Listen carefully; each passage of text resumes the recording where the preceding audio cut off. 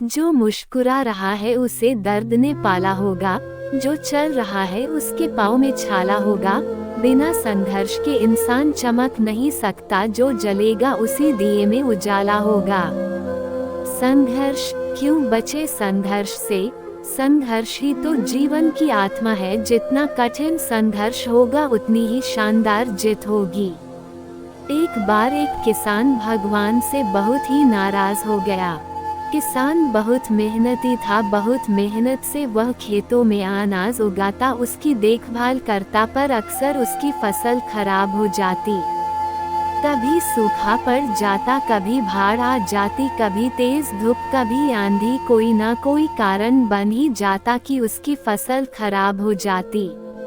एक दिन वो किसान गुस्से में आसमान की ओर देखकर भगवान से कहा, हे ईश्वर, आपको लोग सर्वज्ञता मानते हैं कि आप सब जानते हैं, कहते हैं कि आपके इच्छा के बिना एक भी पत्ता नहीं हिलता, पर मुझे तो लगता है कि आप छोटी सी छोटी बात भी नहीं जानते।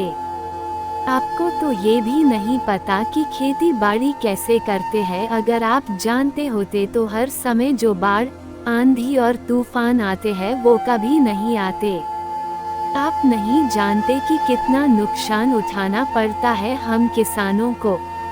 यदि आप मेरे हाथ में ये शक्ति दे दे कि जैसा मैं चाहूँ वैसा मैं मौश कर दूँ, फिर आप देखना मैं अन्य के भंडार लगा दूंगा।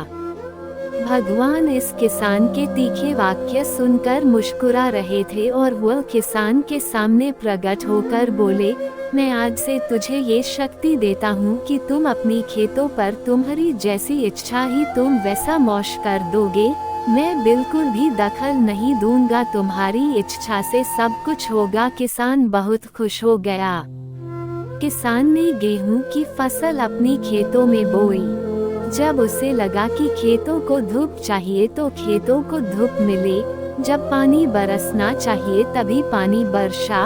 आंधी, तूफान, बाढ़ कुछ भी उसने अपने खेतों पर आने नहीं दिया। किसान के खेत में इस वर्ष ऐसी फसल हुई जैसी कभी नहीं हुई थी। हरी भरी लहलहाती फसल। मन ही मन वह बहुत खुश हो गया और सोचने लगा, अब सबूत के साथ दिखाऊंगा भगवान को कि इसे कहते हैं शक्ति का सही उपयोग। मेरी सफलता देखकर उन्हें अपनी नियम जरूर बदलने पड़ेंगे। कुछ दिन गुजरे, फसल कटने को तैयार हो गए। किसान बहुत उत्सुकता के साथ फसल को काटने लगा, पर जैसे ही उसकी नज़र गेहूं की बालियों पर गया तो उसने अपना सिर पीट लिया और वह रोने चिल्लाने लगा। गेहूं की एक भी बाली के अंदर गेहूं का दाना नहीं था, सारी बालियां अंदर से खाली थी। किसान बहुत दुखी हो गया। उसने भगवान को रोते हुए फिर पुकारा, हे प्रभु, तुमने ये मेरे साथ क्या किया? क्या तुमने मुझे कोई सजा दी? भगवान बोले, पुत्र, ये तो होना ही था। तुमने पौधों को संघर्ष करने का मौका ही कहा दिया, ना तो तुमने उन्हें आंधियों से जूझने दिया, ना तेज बारिश से सहने दिया और ना ही धूप में तपने दिया। एक भी चुनौती का सामना तुमने उन्हें नहीं करने दिया, इसीलिए सारे पौधे अंदर से खोखले रह गए। जब आंधी, तूफान, तेज बारिश और धूप पड़ती है तभी ये पौधा अपने अस्तित्व को बचाने के लिए संघर्ष करते हैं, और इसी संघर्ष से एक बल पैदा होता है जिसमें शक्ति होती है, ऊर्जा होती है, और यही ऊर्जा पूर्ति तेरे गेहूं के दानों की तरह जो नहीं फूटी, तूने उन्हें कठिन परिस्थितियों से गुजरने ही नहीं दिया जहां उनके अस्तित्व का जन्म होता। सारे बालियां इसीलिए खाली है, इसमें एक भी गेहूं का दाना इसलिए नहीं है क्योंकि तुमने अपने पौधों को संघर्ष कराया ही नहीं। याद रखिए, स्वर्ण में सवर्ण या आभा तभी आती है जब वह आग में तपने, गलने और हथौड़े से पीटने जैसे संघर्षों से गुजरता है। कोयले का टुकड़ा हीरा तभी बनता है जब वह उच्च दाब और उच्च ताप की मुश्किल परिस्थितियों से गुजरता है। इसी तरह यदि हमारी जिंदगी में कोई संघर्ष ही ना हो, कोई चुनौती ही ना हो, तो हम भी गेहूं की बालियों की तरह खोखले रह जाएंगे, कोई अस्तित्व नहीं होगा हमारा।